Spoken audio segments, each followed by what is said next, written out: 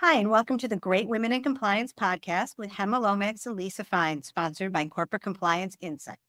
One of the hot topics in ethics and compliance is what education do you need to be a great compliance officer? Lawyer, advanced degree, certification. I think, in my view, that a successful team has a wide range of people with different areas of expertise that is suited to your organization. So today I have Sarah Hadden, one of our great bench at GWIC, with me, and we're going to talk about advanced compliance studies with Barbara-Ann Boehler, who is Senior Director, Compliance and Ethics, Fordham Law, and Cindy Marsh, who's a Senior Manager, Global Trade and Compliance at Victaulic. And she received her Master's in Studies of Law in Corporate Ethics and Compliance in 2022 from Fordham. So with that, Barbara and Cindy, thank you so much for being here. And can you tell us a bit about you and your backgrounds to get started? Yes, thank you so much for having us. It's a pleasure to be here. So I, as you mentioned, the Senior Director of the Program on Corporate Ethics and Compliance at Fordham. My background is predominantly financial services compliance. So before joining Fordham, I don't know, 20-ish years of financial services compliance. Throughout a good part of my career, though, I have been a teacher. I just finished my 11th spring at Suffolk Law School. I'm in the Boston area normally. So I just finished my 11th year as an adjunct teaching their compliance practice skills class. Then I also teach at BU Law, a compliance practice skills class that's more centered around financial services. So it felt like a really wonderful opportunity for me to be able to go to Fordham and do what I like to do kind of in my free time as my actual job. So at Fordham, I direct the program. It's been an absolute delight. This month is my second anniversary. Feels like the time has flown. Congratulations on that. And Cindy? Sure. So not to age myself, but I've been working in compliance since the 1990s. And that was like before people really even knew what it was. I remember there was a Seinfeld episode that was about Art Vandelay, the importer/exporter. And that is literally how I would tell people what I do. I'd be like, in that episode, I kind of do that sort of thing. And so basically I got my start in as an importer for an ocean carrier. And I have my licensed customs broker. I'm a licensed customs broker, which means that I have a professional license from U.S. Customs and Border Protection and am able to help assist companies with importing and exporting goods. So my focus is really almost like a niche area of compliance, which is how I stumbled upon the MSL program at Fordham, because I was looking to expand my knowledge base and just trying to find some opportunities where I could grow my own education and see where I could grow my career in that aspect. And so that's a little bit about me. I've been at my current company for around 8 years now. And then I also do a little bit of side work with corporate training, specifically on compliance and using improv to speak louder sometimes to bring those topics to the forefront. We're definitely going to mention that again a little bit later on, only because the timing of this turned out to be quite humorous, as we talked about as we just started before we started the call. I've been taking an improv class and I did my first actual as our graduation show. So the day after, so I have a lot of thoughts about improv that we'll save for probably another episode, but it is timing is always so interesting, and that made me really happy. So another thing is with you, sorry, Barbara, can you just talk a little bit about the program at Fordham? Yes, absolutely. So we offer a Master's in Studies in Law and Corporate Compliance, as well as an LLM in Corporate Compliance. So the Master's in Studies in Law is meant for the non-lawyer, and the LLM is the Master's for the lawyer. So although the degree is in corporate compliance, we try to track around the most regulated or highly regulated areas. So we have concentrations in financial services, healthcare, as well as HR. We are focused on students who are interested in the study of compliance. And so it makes our classes, I think, very interesting. Our students love to talk about compliance. I teach the capstone course right now, and I find it difficult, even though I do slides for every class, I find it difficult to even get through, 2 or 3 slides just because everyone wants to talk about compliance. So It's just so nice in my career to kind of find a place where rather than people sort of always falling into compliance, which I think a lot of us who are my age and above have kind of done, people are just actively looking for community and compliance, and then also looking for ways to kind of make sure that they are getting the best education possible. So it's been really great to see the evolution of education over the last, I don't know, 5, 10 years. I actually love that you said that because as a student of the MSL program, that was one of the things that was amazing, was to be around peers and other students who wanted to talk about compliance.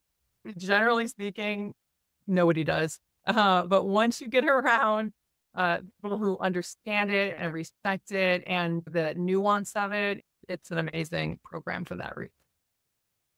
Cindy, I love that you had one of these are my people moments because it is true. I mean, even not being a compliance officer, being compliance adjacent, I find that like in a cocktail party situation, people, their eyes glaze over before I even finish the sentence of explaining what compliance is. And Barbara, I love the comment that you made about people falling into compliance. That is so true. I hear that so often in the conversations that I have in this space, is that there are many paths that can lead to a career in compliance. And Cindy, your path included going back to school after you had already worked for a number of years in a compliance role. Tell us what led you to that decision. Sure. I'm a lifelong learner by nature.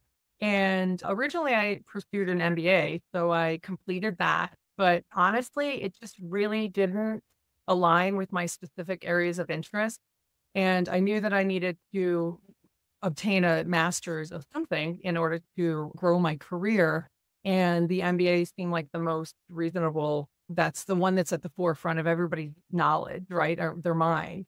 So after completing that degree, I still felt like I craved more in-depth focus and I wanted to have a better understanding of laws and regulations. And as you can tell from me getting so excited that people wanted to talk about compliance, I'm a self-proclaimed compliance nerd and was just looking for something more. And law school had always been an aspiration, but the time commitment, cost, and traditional in-person format for like a JD really presented some significant challenges. So that's why the MSL program at Fordham was a home run for me. COVID hit and I was just looking for another opportunity to expand my knowledge. And I started using the internet and found Fordham's program. And I think I applied within 3 days of even knowing that the program existed. Did you get a lot of support at work when you shared this goal, when you shared your plans to do this? What was the reaction from your team or from your management? That's an interesting question because when I started at my current company, I was just finishing up my MBA. So they did, pay for the schooling to finish the MBA. And then it was probably about 2 years after that after completing the MBA, that I came back to them and said, hey, you want to spend a little more money on me? Would you be interested in also paying for this program? And you know what? I presented them with the information about Fordham. I went to our leadership team and they signed up 100%. They said, absolutely, Fordham is known as being a good school. And also our compliance program, Victaulic, takes it very seriously. And yeah, they signed up. I couldn't have been happier about that. But I think that when you have a lot about Fordham, but it says a lot about you too. I mean, that they wanted to make an even deeper investment in you. Sure. Thank you. I'll compliment. We also, our students are very self-directed.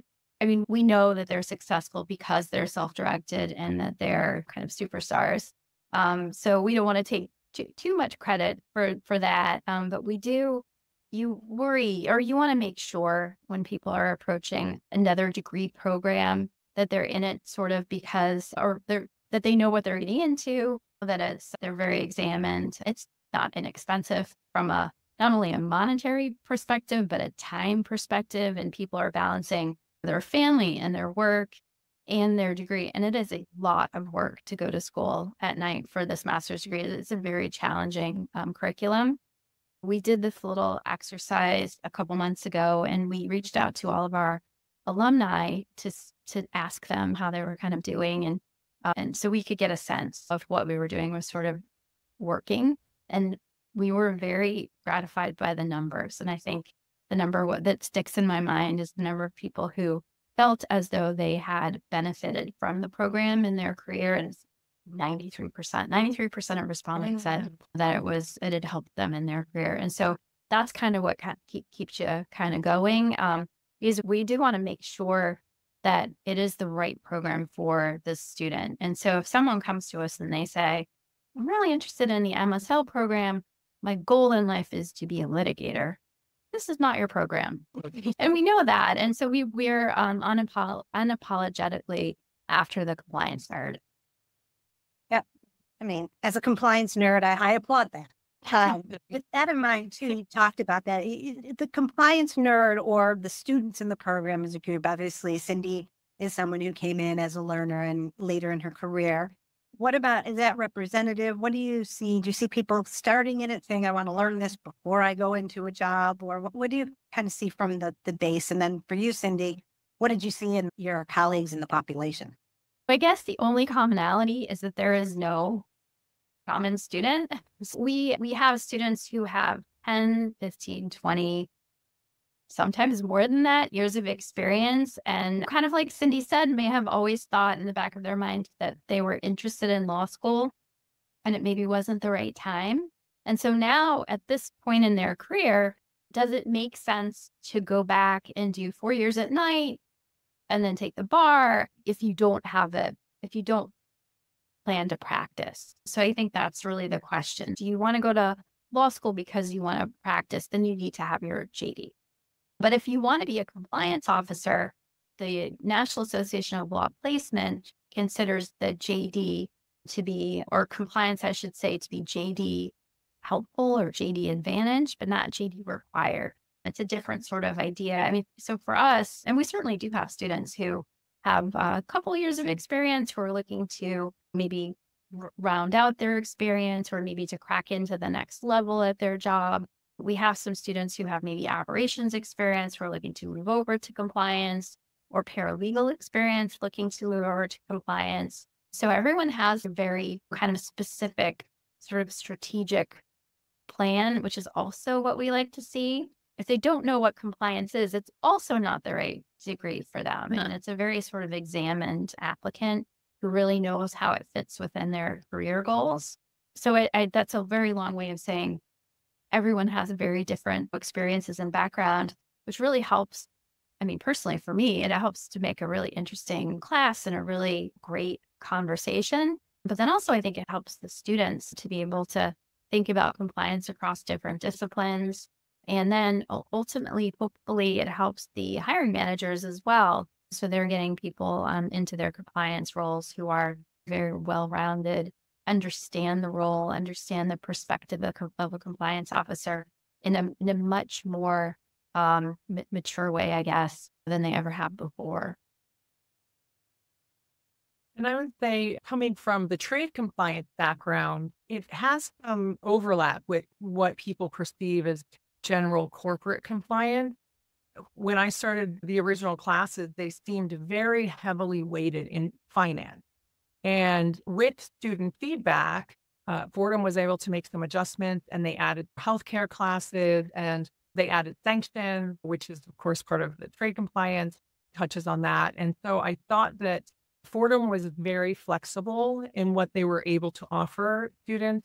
I think the majority of people that I had originally met were doing something in finance, and then there were people in healthcare. And so I think I have gone back and spoke to current students just through other friends of mine that we've kept in touch through the program.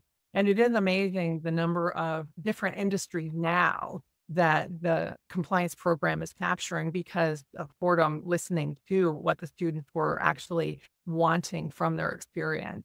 And I just consider it one of those things of where even if you already have an MBA or some other master's degree, if you work in compliance, you're upskilling essentially by taking this program because you are getting an opportunity to enhance your skill set with a class you might never have experienced before.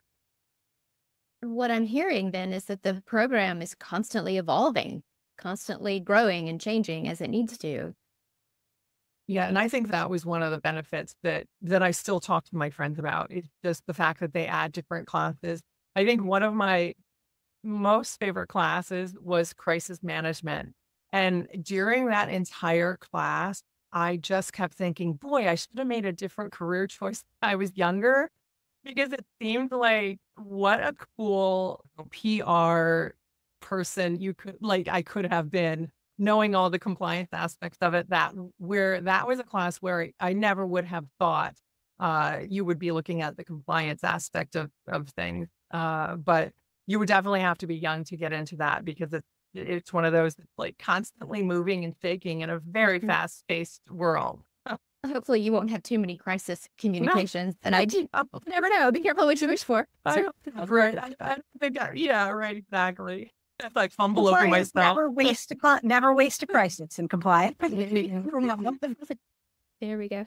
Barbara, you made the point that your candidates are very well considered. The program is not for everyone. Let's say you have a candidate and maybe they would be a good fit, but for whatever reason, it's not the right season of life or lack of resources, they're not going to move forward with Fordham. What would you recommend as other ways to do the kinds of upskilling and growing that we have discussed here? I am a very firm believer that compliance is about community. So what we've been trying to do at Fordham is to kind of invite community onto campus.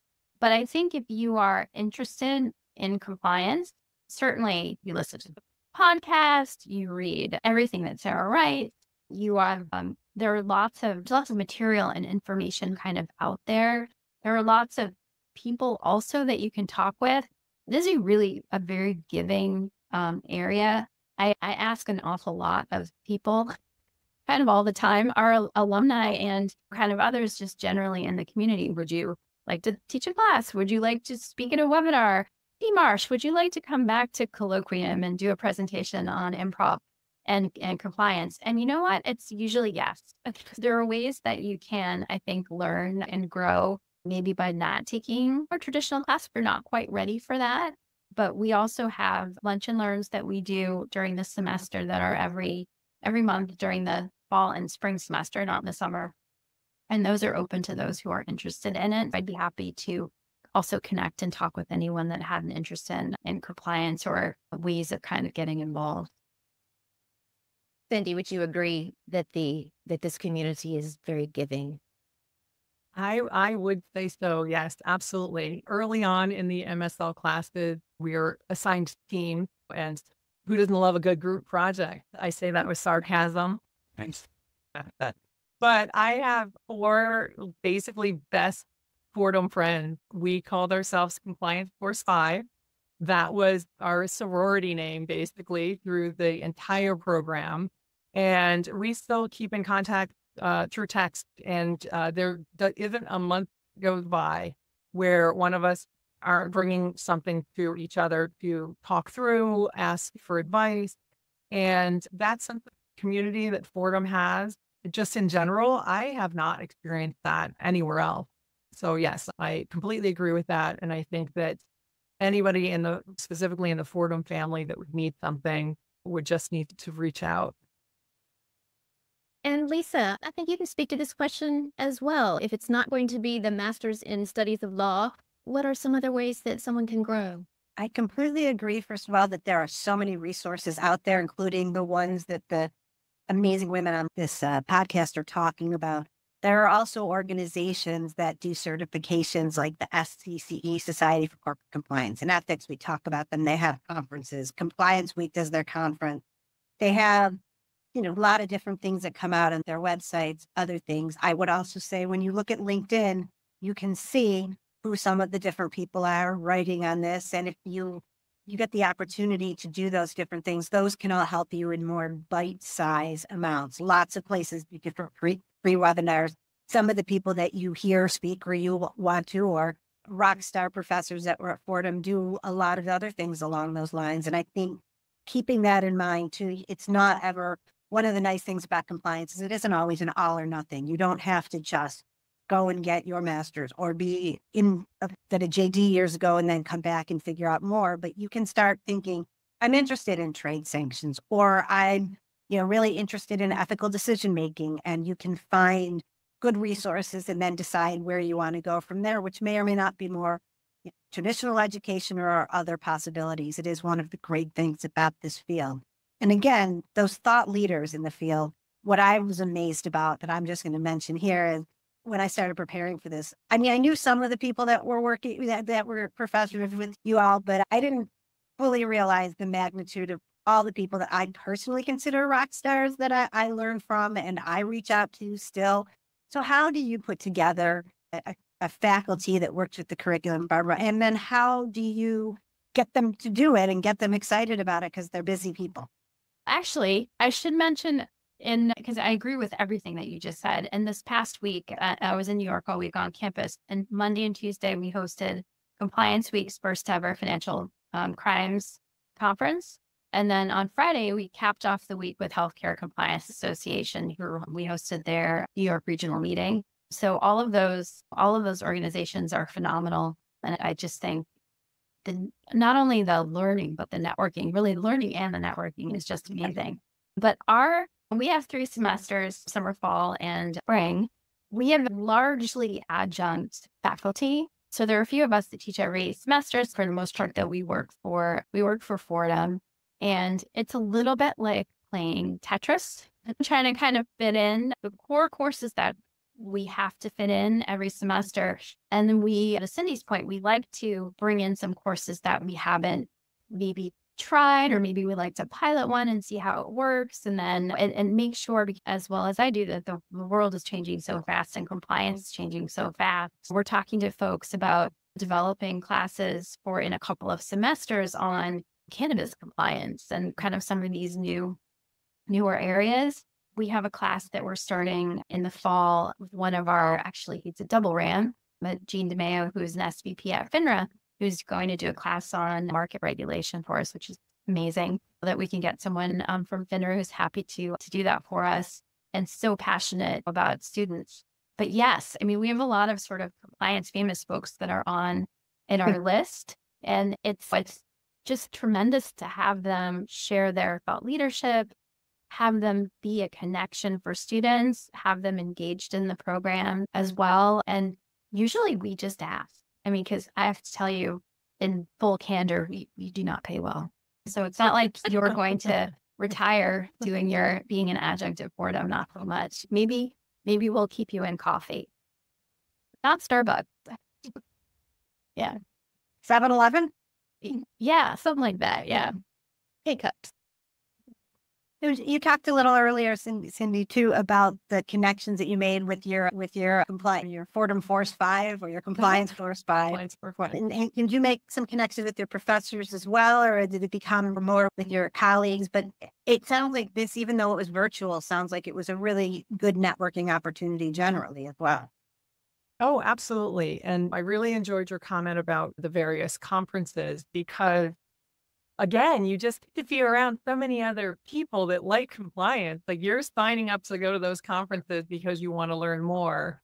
And for the most part, the professors are compliance rock stars in their field, and you have access to people that you normally wouldn't approach, maybe unless you did see them at a conference and you wanted to go up to them after they had a session or something.